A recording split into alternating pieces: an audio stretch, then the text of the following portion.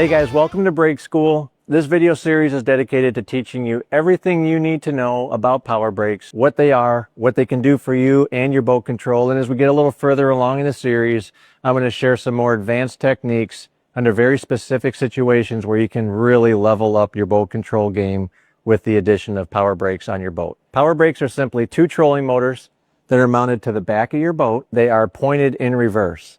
So what that's going to do, as soon as you hit a stop switch, is you're going to activate both of those trolling motors and give yourself opposing thrust from your forward movement so that you can begin to slow down, come to a stop, or even begin to crawl backwards. So power brakes comes in two different versions, a manual stow and deploy and one that mounts to your shallow water anchor.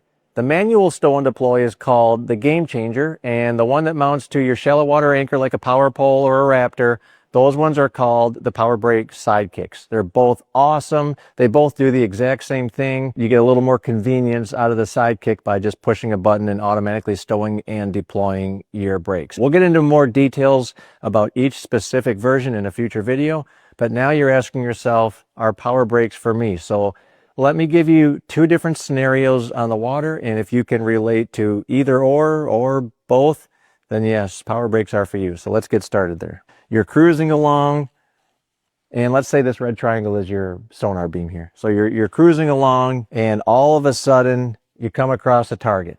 So you start inching towards that fish, but you're not inching, you're moving pretty quick. So what do you have to do? Because if you just let off the gas, what's going to happen?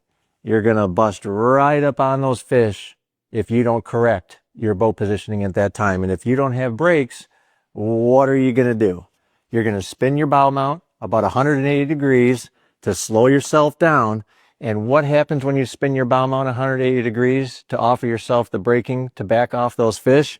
You're also taking your eyes off the ball. And that is a huge inefficiency to anybody that's trying to leverage forward-facing sonar. You want to be able to keep your beam on your target all the time without ramming into that fish with your boat, basically. So what these brakes allow you to do is you can come in aggressively, and as soon as you see a mark that you want to see, hit your brakes, slow down or come to an instant stop, basically. And while your boat is coming to rest, you never took your beam off your target, which means you're getting your alignment, you're already analyzing the position of the fish. Everything is happening at a much faster pace because you never had to take the beam off your target. Imagine if there's a tailwind with you. What if you're searching downwind and the wind is pushing you towards that fish? Let's say you didn't have brakes. Even if you came to a stop, what's going to happen? Your boat's going to still want to keep tracking towards that fish. And what does that mean? Once again, you got to take your eyes off the ball just to hold yourself off the fish, but now you don't even know where the fish is. Now you're keeping your beam on your target.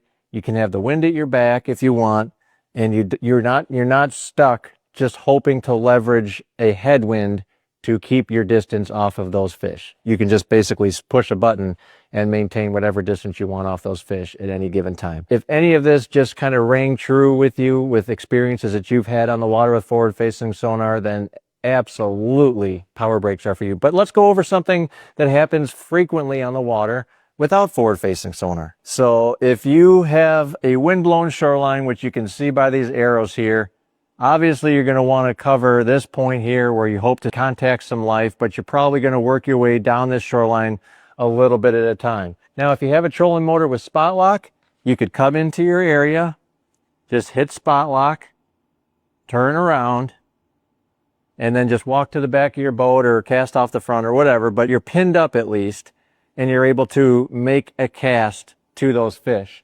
But if the wind is strong enough, it's awful hard to make good controlled casts when you're not casting directly with the wind. So now you imagine you're pinned up here.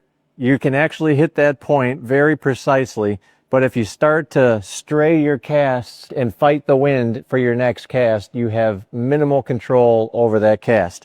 What would be better is if you were able to come into this area, bow first, hit your brakes, whip a couple pinpoint casts right on that nub right there to see if you can contact the hot fish on that shoreline point.